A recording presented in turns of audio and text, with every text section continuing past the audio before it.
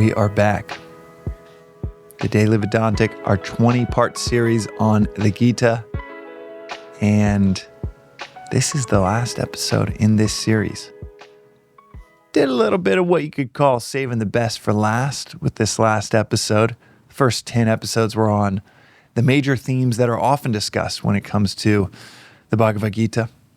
And these last 10 episodes have been on the under-discussed themes within the world's most famous poem. These are all my opinion. I've just selected these. These are not outlined in the 3-year course within Vedanta Academy. If you really want to get to know the Gita, then I highly recommend the follow-up to this series is going into the show notes, going to vedantaworld.org and signing up for their e-learning, their online lectures. They call it e-learning, but don't worry, there are no quizzes, there are no tests or anything like that. It's just a lecture a day. And of the 3-year course, 2 years is spent on the Gita. You can do it from the comfort of your couch, your home, your bedroom. I watch a lecture every morning here in LA. It's a miracle to be able to just tap into an ashram from our phones in 2024. Outrageous the luck that we have, the good fortune that we have to be able to do that. 100 years ago, 200 years ago, 1,000 years ago, you'd have to trek to the Himalayas and bring a teacher firewood for a year before they would take you as a qualified student and teach this wisdom to you. Now you just tip, tap, tip on your phone and you can tap into the timeless wisdom that is Vedanta, or in this series case, that is the Gita, in a much deeper, more reflective, more transformative way than the briefest of brief overviews in a 20-part series. Even though the Gita itself is, like I've said many times, a 30-minute conversation, it's a 700-verse poem, 701 based on the version that you have. But that's the next step. If you're digging this so far, I'd go check that out. If that feels like too much commitment, the follow-up would be to read Vedanta Treatise and see a soup to nuts, beginning to end compendium of this philosophy written out in the most clearest? Yeah, I'm going to combine those two in the clearestest way that I've ever seen. So that would be the follow-ups. In case this 20-part series has intrigued you. The last episode, there are a few little goodies in here that I've saved, but I'm going to start with the reflection, the concept that's perhaps the most under-discussed. When you click on a YouTube video about the Gita, or you buy an average translation, or you even go chat with maybe a scholar, a scholastic approach to the Sanskrit and the definitions, the various interpretations. One thing that is often left out of the commentary, unless it's from someone like Swami, is the role of the intellect. We've chatted about this in a handful of episodes, and this is perhaps the central practical contribution within our daily lives of the philosophy of Vedanta is the role of the intellect. You have 3 equipments to navigate our lives, to navigate the world. And we've got a body that's not going to be groundbreaking for any of us. A mind, which also not revelatory. We all generally understand we've got a mind. But you have this other internal equipment within the body to guide the mind, to guide the body, to guide your life, and that is the intellect. And perhaps my favorite 2 verses of the entirety of the Gita, chapter 18, verse 37 and 38, is about this concept of that which is poison in the beginning is sweet in the end. And that which is sweet in the beginning is like poison in the end. The discernment between the two is the intellect. Observing, you know what? This ice cream is really sweet in the beginning. This lazing around the couch, Netflix, binging, shirking responsibility at work, that's really pleasing in the beginning. And this verse doesn't just say beware of that, or maybe that's not a good thing. It is straight up saying that which is like nectar in the beginning is poison in the end. That which is sweet in the beginning feels good to us in the beginning. It is going to be poison for us in the end. The definition of the intellect is that capacity within ourselves to see the end in the beginning. The intellect is the clarity, is the capacity to see the end in the beginning. To recognize, you know what, the last time I had that hard conversation at work, it was like nectar in the end. It was sweet. It was actually so beneficial for everybody. Myself, my coworker, our customers, our larger team.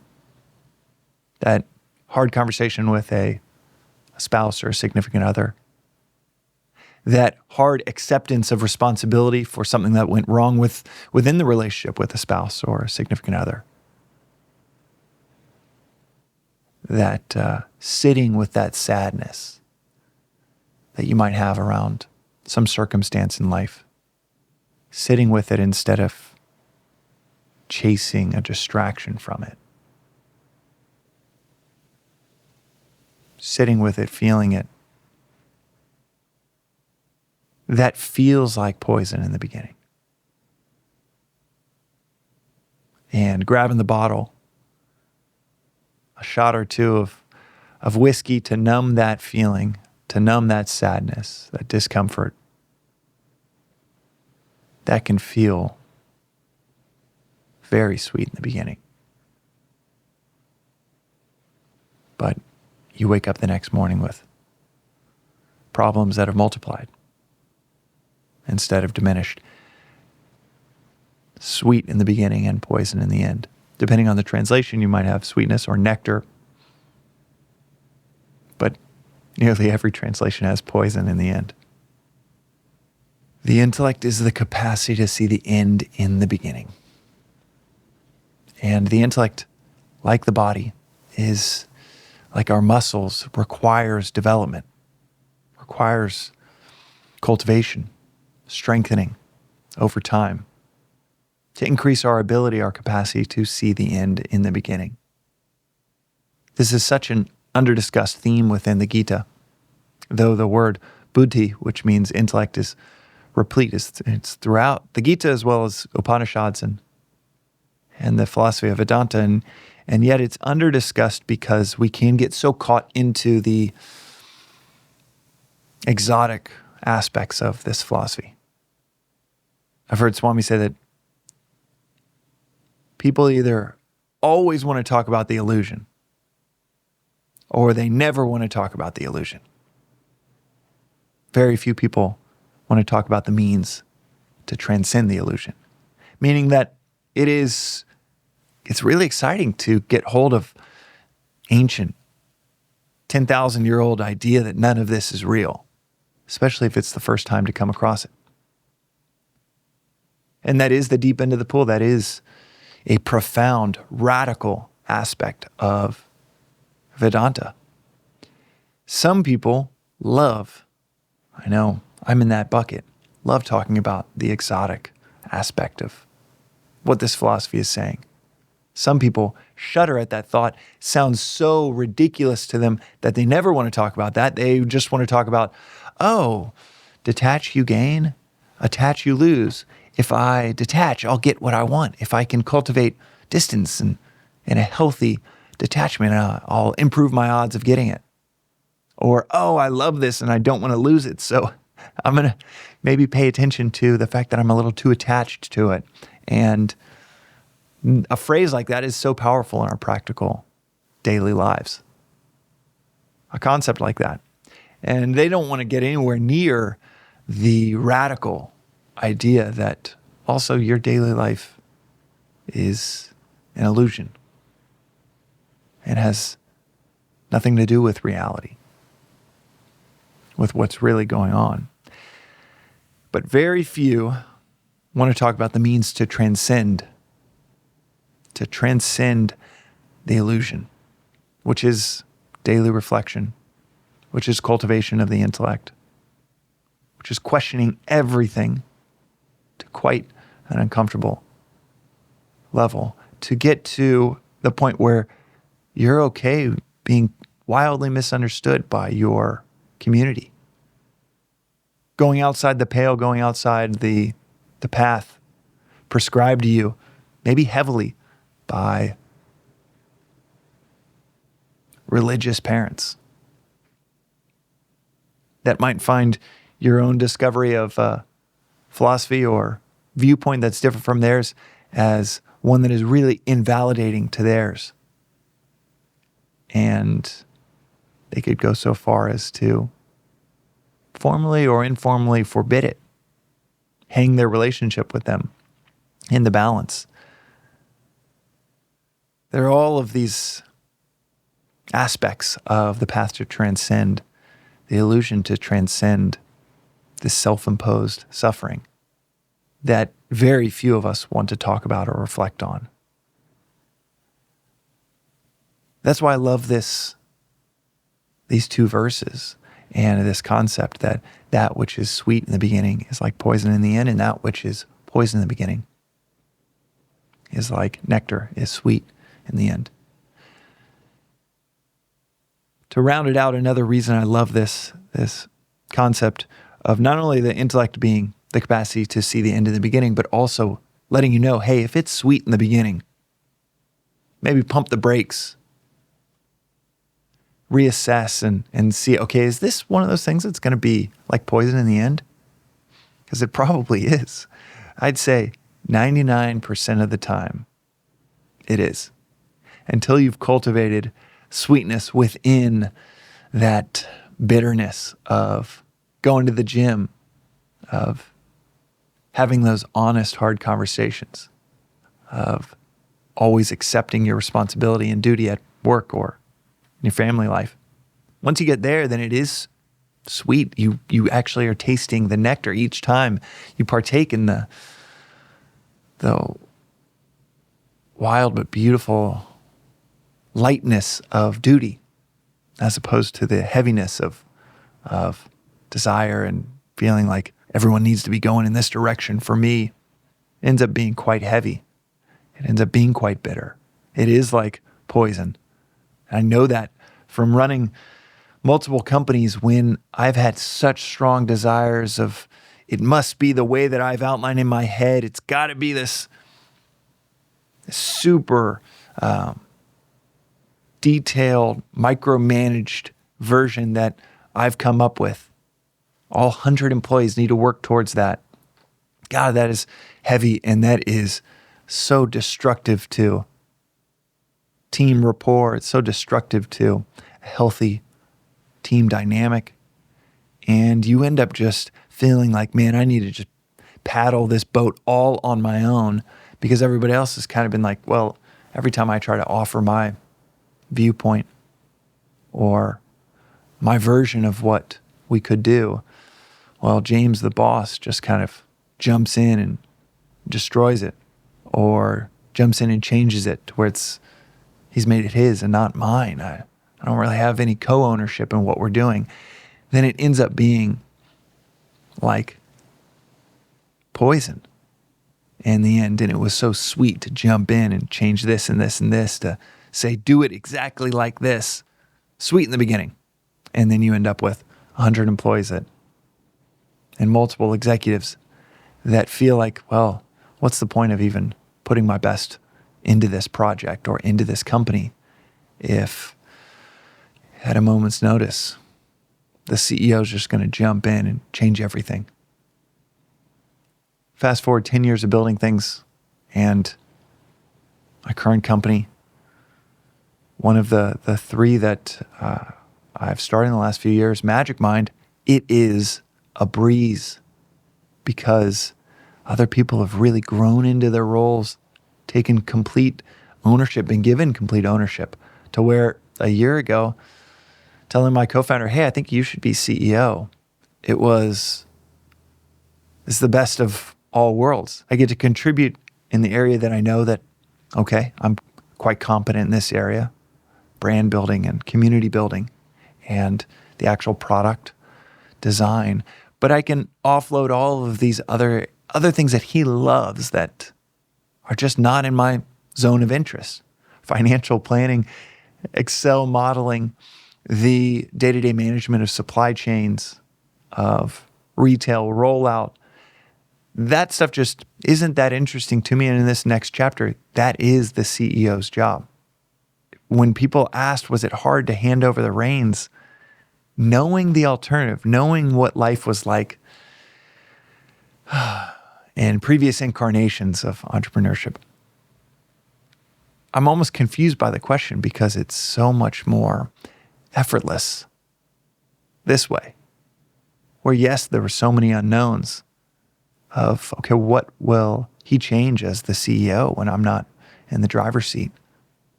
But it is like nectar each day, waking up with a task list that fits, that is so in line with what I'm suited for, rather than waking up each day with 12 different to-do items with things that, I go cross-eyed when I open up a spreadsheet. That ain't my jam. Thinking about margins and improvement in supply chain delays, that ain't my jam. And with a developed intellect, you see these things from miles out, from years out, of what is going to be the right fit, years out, what will be the wrong fit, and how to get there.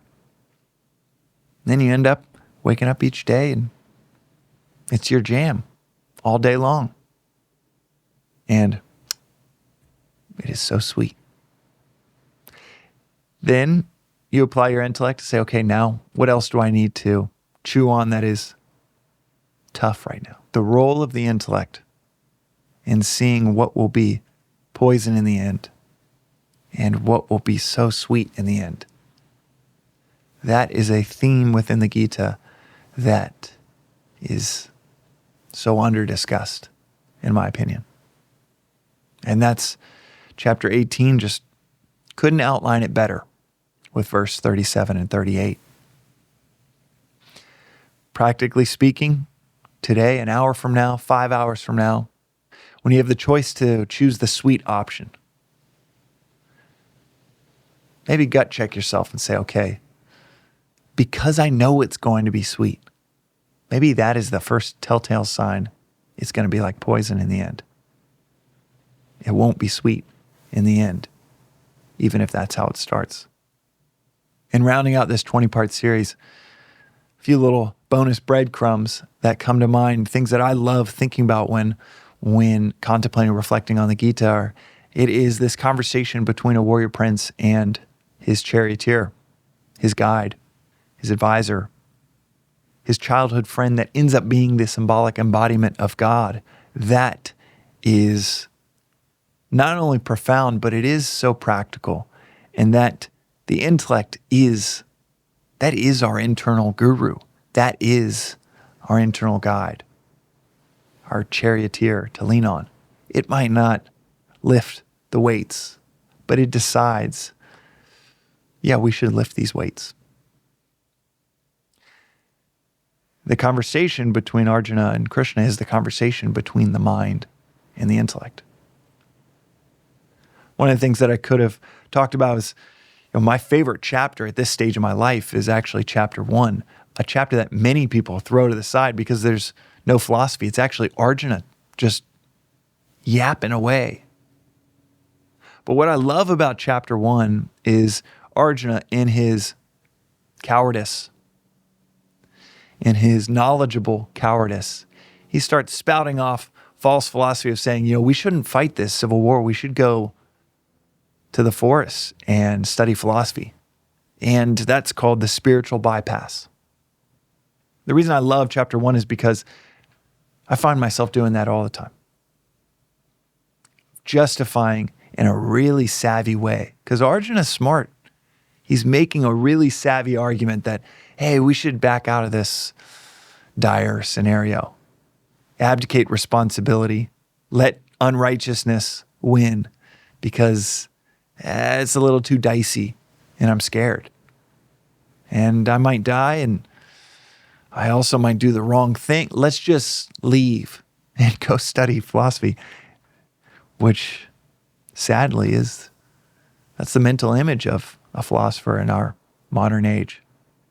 Someone that's not dynamic, that is relieving themselves of duty and responsibility and life as they move to, a quiet cabin in the woods or some ivory tower and study these concepts instead of living an action-oriented, dynamic, duty-bound life. I love that chapter right now in life just because that is me so often, coming up with some savvy justification to not accept the duty, to not take the righteous path. And it's something that we have to be so careful of because especially with these tools of these philosophical concepts, it's so easy to take the spiritual bypass and not even know it. I mentioned my favorite verses. I just touched on my favorite chapter right now in my life. One of the other things that I could have talked about in this series is the ladder of fall, which is a beautiful outline of where we go wrong. And that's going to be a separate episode coming up. So we will talk about that. And that is a theme that is often talked about. So that would have gone in the top 10, the first 10 episodes in this series.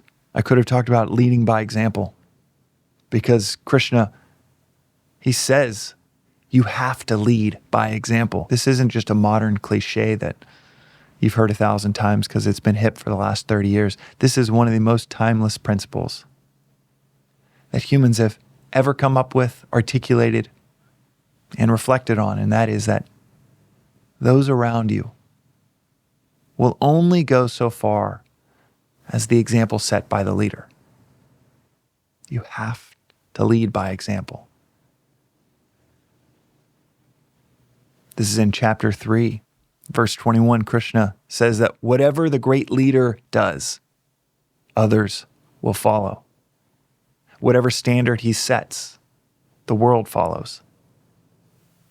Albert Schweitzer, famous Nobel laureate, said that an example is not just a great way to influence others, it is the only way to influence others.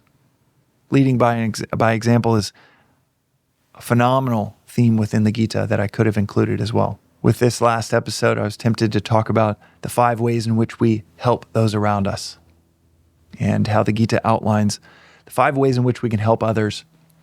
And this also will get its own episode. I've touched on this before, but it's this beautiful articulation and prioritization within this philosophy and the ways that we help others and how we can optimally help others. Give people money? Yeah, that could be helpful, but it is the least of all help that you can provide. Give people your physical presence, and that's better. Maybe help them get to the bus stop instead of just giving them $1. Maybe help them get something to eat. Walk them to the convenience store instead of just giving them a 5 spot. But there's another way that you could help them emotionally. Understand what they're going through. That's even better than your physical presence, and it's even better than financial, monetary help. Then after emotional support, there's wisdom. Maybe you have cultivated some wisdom on something that you can help them with, and you can impart that wisdom to them. But the number one way we can help those around us, as outlined by Vedanta and the Gita, is cultivating that wisdom within ourselves. You can only impart the wisdom that you yourself have cultivated. The most important work we do for others, as Ram Dass so poetically put it, is the work we do on ourselves. the most important work we do for others is the work we do on ourselves. Instead of just walking up to two people playing chess and saying, you know what, do this, and replace those pieces with cheese crackers, replace this piece with a piece of tree bark, let's take this piece and just throw it all. You don't even understand the game, and yet we're so quick to impart the wisdom we think we've cultivated, the advice that we think that they should listen to, and yet we ourselves, we don't even understand the game. That is so often the case when we are telling a friend what to do, when we're trying to guide a team of ours at work, to lead in our families. So what's the best thing we could do to help those around us win the game is to understand the game. And the best way to understand the game is to do the work and the reflection within ourselves that's required to understand what's really going on. The most important work we do for others is the work we do on ourselves.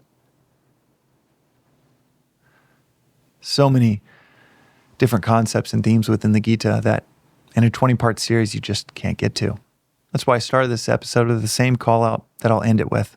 And that is, if any of these concepts intrigue you, then I recommend jumping into the e-learning within Vedanta Academy. The link is in the description. You could also purchase Swami's Gita commentary. It's this phenomenal outline of all of these concepts and so many more, said so much more brilliantly than I ever could.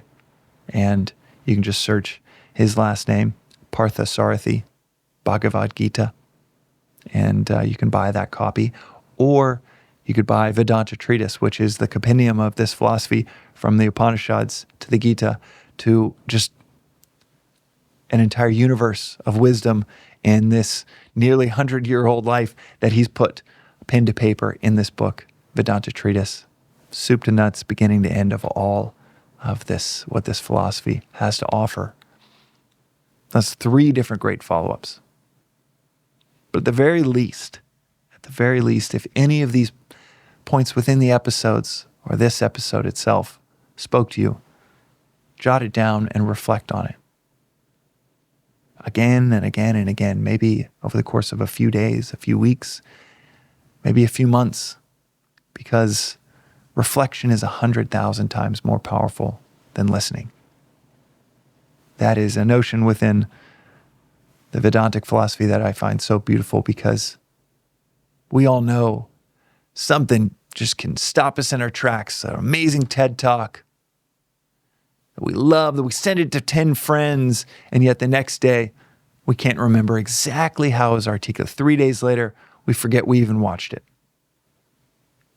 The antidote to in one ear, out the other is the recognition that if you really want to ingest something, if you really want to be transformed by it, you've got to reflect on it over and over and over again, because reflection is 100,000 times more powerful than listening. Experiencing is 100,000 times more powerful than reflecting. And you get there through a whole lot of reflection. Hope you've enjoyed this 20-part series. And if this is your introduction to the Daily Vedantic, you can hit subscribe and get one of these delivered to you in any podcast player or YouTube or any social channel each day. These reflections on that work that we do within ourselves to the benefit of everyone around us. This is the Daily Vedantic, and we'll see you next time.